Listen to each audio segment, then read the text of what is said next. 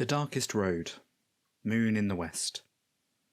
The Sentinel Gate opened during the summer equinox, allowing heroes of the Empire to travel to Zenith, to Clipian, and take part in a vital manoeuvre against the Druge forces occupying the territory. A large force of Druge, overextended, had become trapped in a salient, overconfident they had pushed too far into Imperial lines which threatened to close behind them. With the aid of the Eternals Akalwi, they were able to execute Kavor Ipeel and prevent 4 of his Tepal escaping the collapse of the salient with vital potions and herb. Their actions threw the Druge onto the back foot, devastating their forces in Eteri and shifting the balance of power in the Western Territory. In the wake of the victory over the Druge amid the relentless heat of the Great Drought, 3 Imperial armies, the Eastern Sky, the Seventh Wave and the Fist of the Mountains, withdrew from Zenith. They leave behind the Citadel Guard, the Granite Pillar and the Tower Jacks. In their place come the valiant Pegasus, returning to the fight in Zenith after a brief sojourn to Bastion to resupply. While the Tower Jacks engage the remaining Druge forces in Eteri, the Citadel Guard begin to weave a thematic web to entrap their enemy. Insight granted by day magic provides the soldiers of both the Citadel Guard and the Tower Jacks the ability to enact their disparate strategies with consummate clarity, able to predict and respond to the movement of ally and enemy alike with supernatural prescience. At the same time, the Granite Pillar and the valiant Pegasus fight zealously to inspire their fellows. They press Druge both east and west with their irresistible fervour for victory. For the first time since the campaign began, the forces striving to drive the Druge out of Zenith are able to operate from a safe refuge. With the victory over Kavor Ipeel, the Imperial forces were able to employ the power of the Citadel Guard to raise a citadel of gleaming ice and midnight black stone in Clipian, providing valuable protection against the malice of the Orcs. The Druge have raised their own magical defences, of course, infesting the Forest of Lustri with night magic and taking advantage of the corruption they have spread in Praeseris to raise a twisted fortress of spring magic over the former farmlands of Urizen. There is other magic at work in Zenith as well. Refreshing spring magic infuses every precious mouthful of water with life-giving grace. The law of Dominion recognises that Zenith is Druge territory, so the great tempest raging across the Empire does not touch the mountains and marshes of eastern Urizen. There is no rain to break the tyranny of the sun, nothing to offer relief from the baking heat. Even nightfall does little to lessen the oppressive, feverish temperature. Those in heavy armour, those forced to fight beneath the relentless flaming eye in the sky, are left exhausted, grateful for the reinvigorating, soothing freshness of a mouthful of pure water infused with the power of spring. At least the heat affects the Druge warriors, used to fighting in the dank shade of marsh and forest, at least as much as it does the Imperial heroes. Shortly after the spring equinox, the people of Urizen, especially those in Zenith, especially those who are at their lowest ebb, hear a song in their dreams. When they awaken, they remember a lone voice singing in the darkness and a single star high in the sky above a dark road. They recount a feeling of isolation and loneliness that slowly gives way to awareness of a great sea of people reaching out to them, filling them with hope. Those who experience the dream cannot help but describe it to their friends upon awakening. Some even attempt to recapture the music of the song. In some cases they dream of the song and the star only once. Others hear it every night when they sleep and awaken refreshed. It strengthens the resolve of the Urizen people, especially those fighting alongside the Citadel Guard. There is no doubt among the magically savvy Urizeni that this is the result of some enchantment or other. Some historically minded stargazers have heard of a ritual called the Invocation of the Loquacious Birds, which asks Lashanar to deliver a heartfelt message to those in need, but that does nothing to diminish the powerful, uplifting effect of the vision. The number of people who abandon hope and accept the gift of Kayla diminishes drastically in the wake of the vision.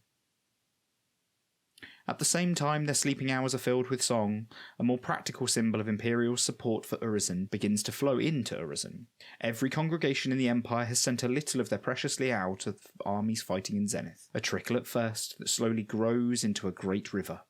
It comes down past the 3 watches, a bounty of hundreds of doses, thousands even. Raised by mandate of the General Assembly, it is intended for use by the soldiers fighting the Orcs of the Malum, to anoint them with the spiritual strength they need to resist the power of the Druge miasma.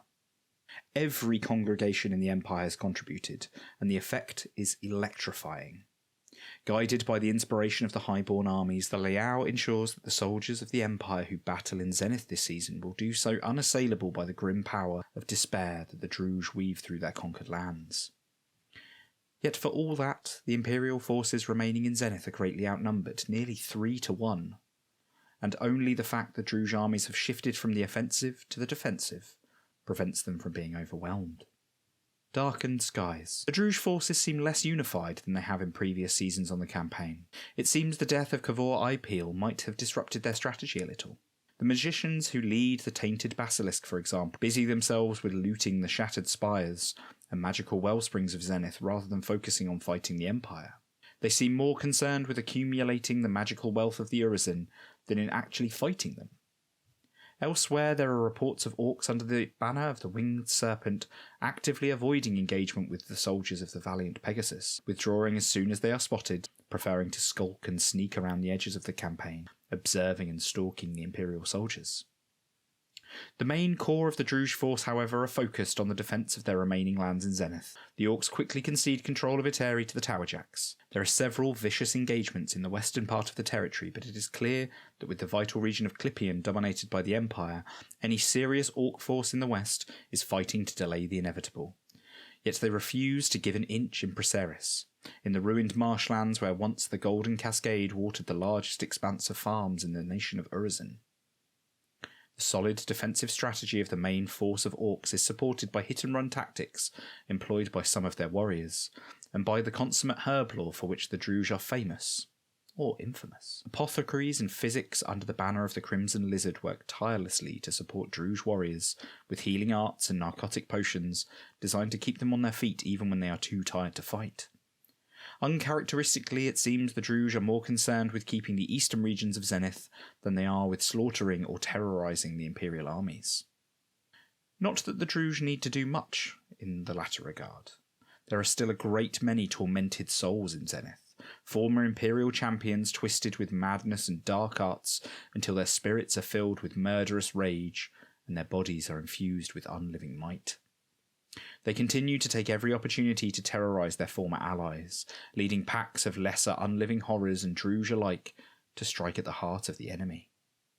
Even with the inspiration of the highborn armies, it is a brave warband that can stand against the coming of these terrors. The whispers of their presence in the area is enough to send a shiver up the spine of even the most seasoned campaigner. The tormented souls are at least familiar. Alongside some of the Druj warbands fight even darker things. As she promised, the grim legions of Kayla have been dispatched to aid the orcs of the Malum. Nearly 1,000 unkillable warriors are scattered amongst the Druj armies, and they take every opportunity to face down the soldiers of Highguard. Their implacable, barely resistible force is one of the few things that can cause the righteous zeal of the Highborn to falter. They sap the strength and the will from those they face, and while they clearly take no particular pleasure in slaughter, they do not hesitate to cut down anyone who comes within reach of their swords. Complicating the battle in Praeseris is the fact that Druj have tainted the waters with corruption. There are many stories of horrible fist-sized carnivorous octopus creatures that are equally at home on land and underwater, emerging from brackish pools to leap onto Imperial soldiers in small swarms, biting with venomous beaks that tear through leather armour like tissue paper. There are a few stories of larger versions of the same beast. They appear to be the main spawn of the Druj's magical working during the spring equinox, and it remains to be seen how big they are going to get. It seems as if the season is going to be inconclusive. The Empire will reclaim Eteri, but the territory as a whole will remain in Druj hands. Then everything changes. Northern Sunrise. From out of the north, a massive force of Imperial troops smash their way into the forested, shrouded forest of Lustry. The Eastern Sky and Seventh Wave, far from abandoning Zenith, have circled round through the mountains of Morrow to unite with the Golden Axe and the Hounds of Glory, fresh from their victory in the Barrens.